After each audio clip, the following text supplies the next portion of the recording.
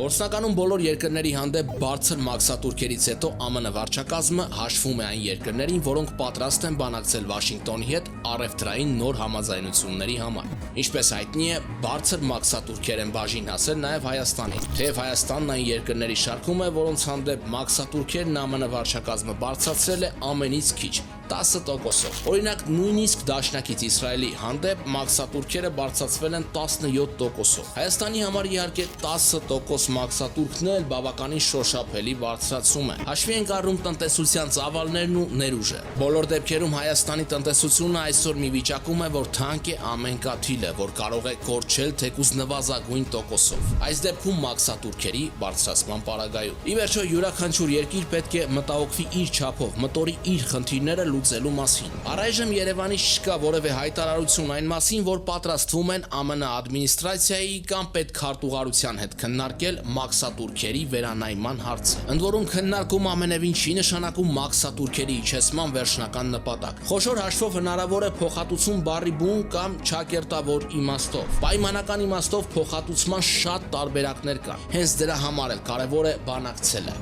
Գուցե դրա արդյունքում հնարավոր է հասնել համաձայնության, երբ նահանգները Հայաստանում կիրականացնի ներդրումային որևէ ծրագիր, որի նպատակը կլինի բարձր մաքսատուրքերի հետևանքով առաջացած խնդիրները չեզոքացնելը կամ մեղմելը։ Եվ իհարկե, միանգամայն հնարավոր է նաև պարզապես մաքսատուրքերի նվազում։ Հնարավոր է ամեն ինչ, եթե իհարկե կա դրա ուղղությամբ աշխատանք, աշխատանքի ցանկություն, նպատակ եւ իհարկե աշխատանքը իրականացնելու մասնագիտական կոմպետենտություն։ Առայժմ կարծես թե չկա նույնիսկ տեղեկություն Հայաստան այդ թեմայով թեկուզ նախնական կոնտակտ ունեցել է Միացյալ Նահանգների վարչակազմի հետ, թե ոչ։ Ես Հայկն եմ Կարապետյան, կսպասենք հետագա զարգացումներին։ Պինդ եղեք։ Միակ բանը, որ ռեալ մեզ ուժ կտա,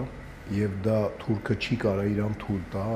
նմանատիպ գործողություններ անի, դա ազգանակ կառուցելն է։ Մնացած սա հարցերում ինքը ավել փող ունի։ Իր հետ ավելի եղբայրական են, նայեք, ինքը ագրեսիվ շարժումներ անում,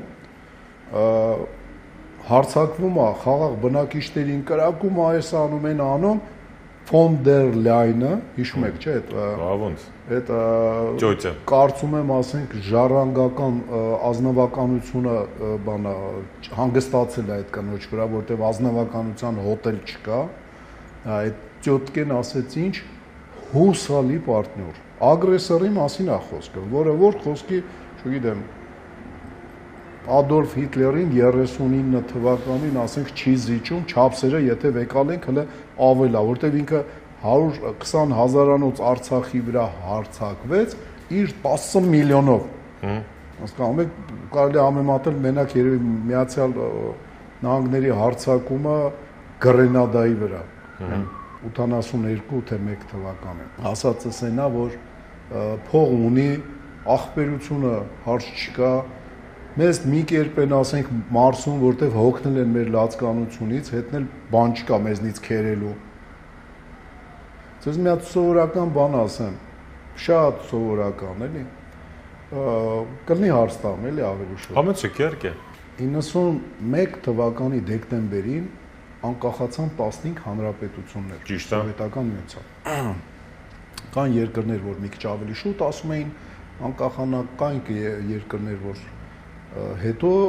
ուշքի չէին գալի, բայց 15 հանրապետություն ձևավորվեցին եւ կոնֆլիկտի մեջ էին գոնե Անդրկովկասում մի քանի ազգեր, վրացին, ասեցինը,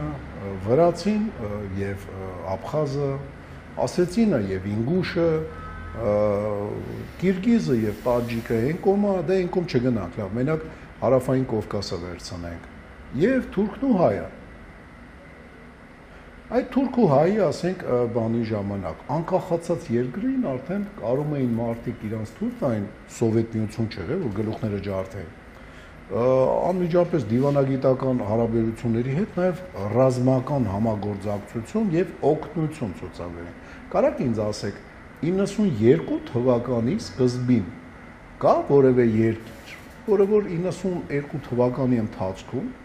սկսել է 91-2-ի սկզբից եւ մինչեւ 92 թվականի վերջ Հայաստանի Հանրապետությանը օգնել է, որպեսզի ինքը կարողանա պաշտպանի իր հայտարարած ուրեմն պաշտպանության տակ գտնված իսկ դրանից առաջ միացված իրան, ասենք որպես ռեֆերենդումով բանով Արցախի հանրապետությունը։ Գոնե մի երկրի անուն կարող եք տալ։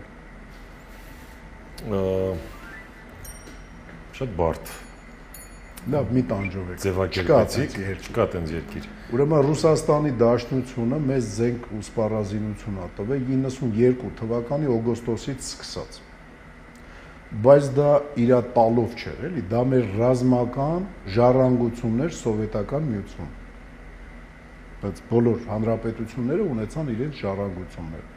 Երկրներ կային մի քիչ ավել իրանց տարածքում բան կար, բայց Ռուսաստանը որպես իրավահաջորդ Ռուսաստան, Սովետ միության կարողացավ պնդի եւ իր մոտ տեղափոխեց այնտեղ հեռար ռմբակոծիչները, այնտեղ կարծեմ Tu-22, sense ինչ-որ բաներ, որ չի մտնում այդ ժառանգության մեջ։ Ուրիշ ոչ մի բան ինքը մեզ չի տվել։ Իսկ թուրքերին ո՞նց եք կարծում։ Կային երկրներ, որ Բաքվի թուրքերին, Բաքվի Բնական է, պարոն Չէ, բնական է, կարա թվարկեք, որ երկրների մասին ա խոսքը։ Թուրքիա, Իսրայել, Պակիստան, Բելարուս։ Ոչ, իհարկե, Իսրայելը ոչ, 92-ին ոչ։ Հա, Բելարուս եւ այլն։ Բելարուսն են ոչ, չէ։ Հիմա թվարկենք ես, կլի։ Հավեցեք։ Ղազախստանը չհիշենք, որտեղ Ղազախստանից կամավորականներ էին գալի ամալ կազմակերպությունով մի քանի 100 հոգի։ Դուք դա ինչի համար եք նշում, որտեղ հիմա արդեն մենք մոտ 30 տարի անցել է։ Հա, անցել է, ինչ արել, ոչ մի բան չի փոխվել։ Լիքը բան է փոխվել։ Ոչ մի բան, հեսա կասեմ խի։ Ղազախստանը հաշիվ չի, որտեղ Նազարբաևը սկզբից լավ էր նայում, հետո որ հասկացա, սրանք ուշ հավաքեն, հետո կարող է իր համար սպառնալի կլինեն, վեզները օլորեց Ղազախստանը։ Շատ արագ, ասենք, Թուրքմենիայից ընդհատվեց բանը, որտեղ Թուրքմենբաշին հասկացավ, որ սա իր իշխանությանը վնաս է։ Ուզբեկստանը մի քիչ չկարողացավ, Ուզբեկստանը բավականին խոշոր է բնակչության տեսակետից եւ ծայրահեղականները այնտեղ բավականին ուժ էին